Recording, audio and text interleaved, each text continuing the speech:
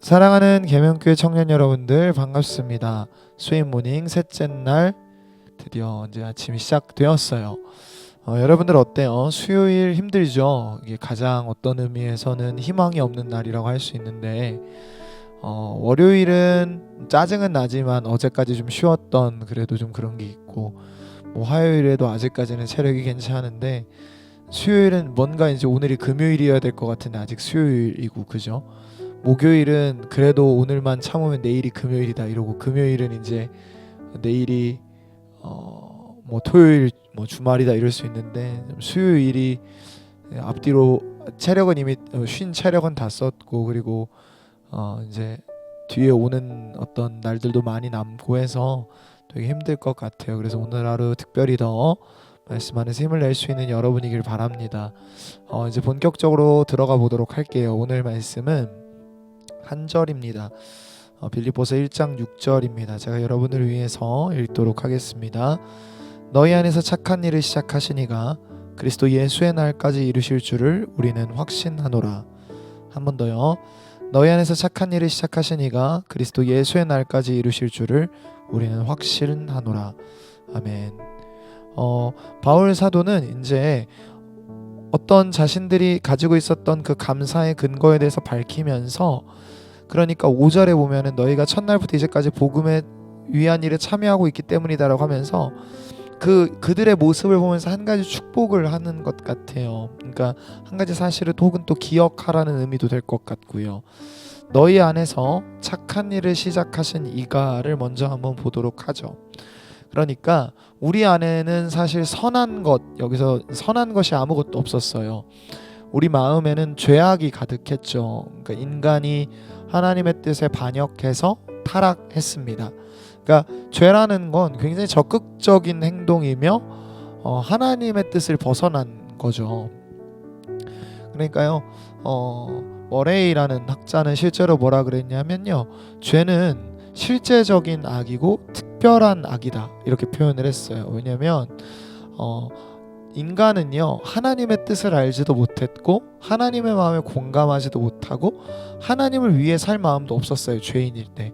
그래서 살아가는 모든 순간이 하나님을 분노케 하고 화가 나게 하는 삶을 사는 게 인간이었죠.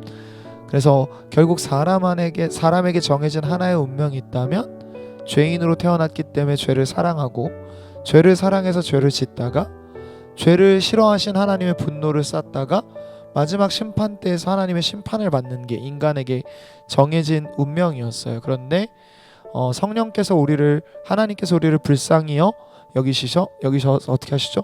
아들 예수 그리스도를 보내시고 아들 예수 그리스도께서는 십자가에 죽으셨고 성령께서는 이 예수님께서 이루신 의를 우리의 것으로 만들어 주시기 시작하시죠.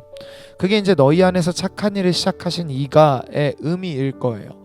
결국 우리가 예수님을 믿는다라고 말을 하면 이것에는 우리가 하나님 앞에 내 노력이 들어가 있습니다, 내 행위가 들어가 있습니다라고 말할 수 있는 부분은 전혀 없는 것 같아요. 그래서 구원이라는 선물은 우리 손에 전적인 하나님의 은혜로 주어졌어요.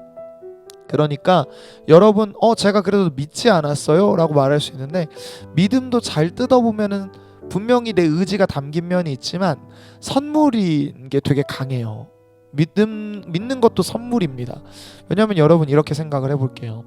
저희 아이가 열이 막 39도 이렇게 날 때가 있어요. 아이가 아무 힘도 없이 이렇게 축 처져 있습니다. 때로는 고열 때문에 막 울기도 해요. 여러분 아이는 자기가 왜 이러는지도 몰라요. 자기가 왜 힘든지도 모르고 자기가 어떻게 해야 이 힘든 상황에서 괜찮아지는 방법도 몰라요. 그러니까 뭐 하는 거예요? 그냥 처져 있고 그냥 우는 거죠. 힘드니까요. 근데 부모인 저희는 그 아이에게 해열제를 먹여야 되고 만약에 감기거나 혹은 폐렴이거나 혹은 어떤 다른 장염이나 이런 기관에 염증이 생긴 거면 그걸 낫게 할 약을 먹여야 된다는 걸 알고 있습니다. 근데 우리가 아이 앞에요 만약에 그 약을 두고 이제 먹어라고 하면 아이가 먹을까요? 아니에요. 보세요.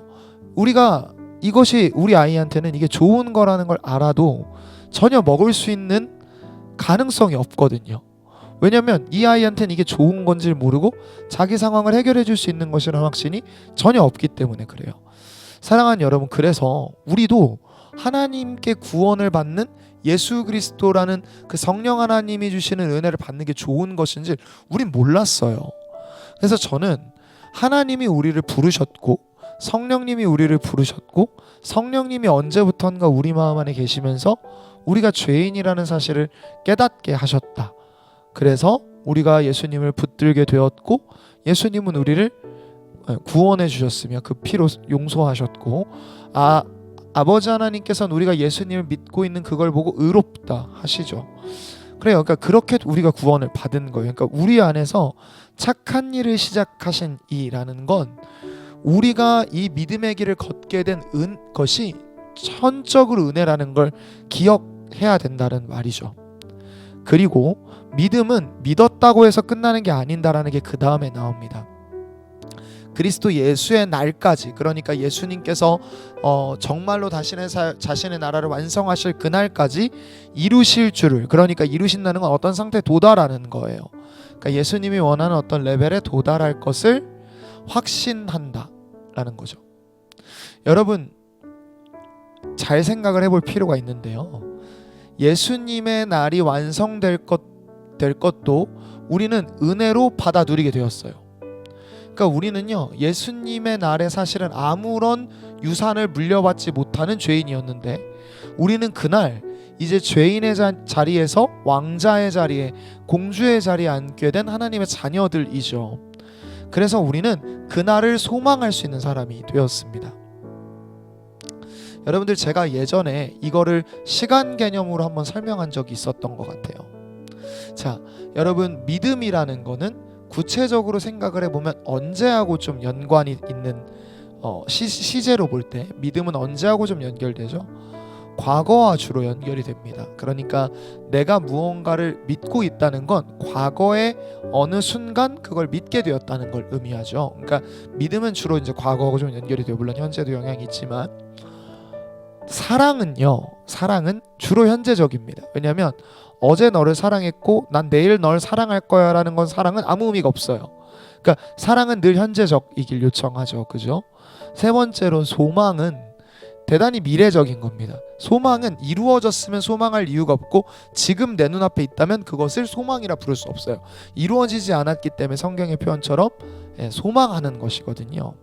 그러니까 성도는요, 착한 일을 시작하신 그 믿음이 생기고 하나님 예수 그리스도께서 완성하신 그 예수의 날을 소망하는 사람들이 되었잖아요. 그럼 지금을 우리는 어떻게 해야 되냐면 그 날을 확신하며 오늘 나를 구원하신 하나님의 사랑에 대해 감격하며 살아가야 됩니다. 여러분, 사람이요, 몸이 지쳐도 지쳐요. 근데 사람은 전인격적인 생명체이기 때문에 마음이 지치면 또한 크게 지칩니다. 수요일 이날 여러분 몸이 지쳐 있는 건 그럴 수 있는데 혹시 여러분 마음이 지쳐 있지는 않나요? 그렇다면 여러분 안에 여러분의 마음에 새 힘을 공급하시기 원하는 하나님의 사랑을 좀 공급받았으면 좋겠습니다. 그래서 여러분, 칼빈이라는 사람이 표현한 말인데요. 여러분이 과거에 어떤 은혜로 구원을 받았고 그리고 무엇을 소망하고 있는지 그리스도인의 과거와 미래를 묵상하는 것이 현재를 살아갈 힘을 줄 거라고 저는 확신해요. 그래서 여러분, 우리가 구원받은 과거, 우리가 누릴 소망의 하나님 나라를 바라보면서 오늘 마음 안에서 죽어가는 확신과 사랑이 되살아날 수 있는 우리가 되기를 바랍니다. 그래서 오늘도 빛과 소금으로서 당당하게 살아낼 수 있는 우리 모든 청년부가 될 수 있기를 주님의 이름으로 축복합니다.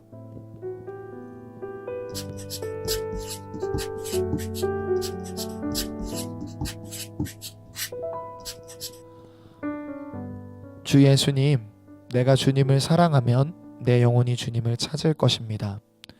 그러나 주님을 향한 나의 사랑이 살아있지 아니하고서 어찌 내가 주님을 찾을 수 있겠습니까?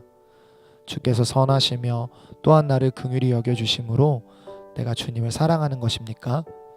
주께서 나를 돌아보지 아니하심이 마땅하니 이는 내가 비천하고 이기적인 까닭입니다. 그럼에도 내가 주님을 찾고 주님을 발견하였더니 나를 삼키려는 진노는 온데간데 없고 보이는 것은 그윽하신 주님의 사랑뿐입니다. 주께서 저 타는 듯한 태양과 내 영혼 사이에 우뚝한 바위처럼 서 계시니 내가 선택받은 자로 그 바위 시원한 그늘 아래 살아갑니다. 나의 마음이 주님 없이 움직일 때 나의 마음이 지어내는 것은 거짓과 미혹뿐이며 나의 감정이 주님 없이 움직일 때 눈에 보이는 것은 죽은 행위뿐입니다. 주께서 내 안에 거하셔야 하오니 이는 내 육의 눈으로는 주님을 볼 수 없고 다만 주님을 믿는 믿음으로만 살아갈 수 있기 때문입니다. 나를 바라보시는 주님의 얼굴은 수천의 태양보다 밝습니다.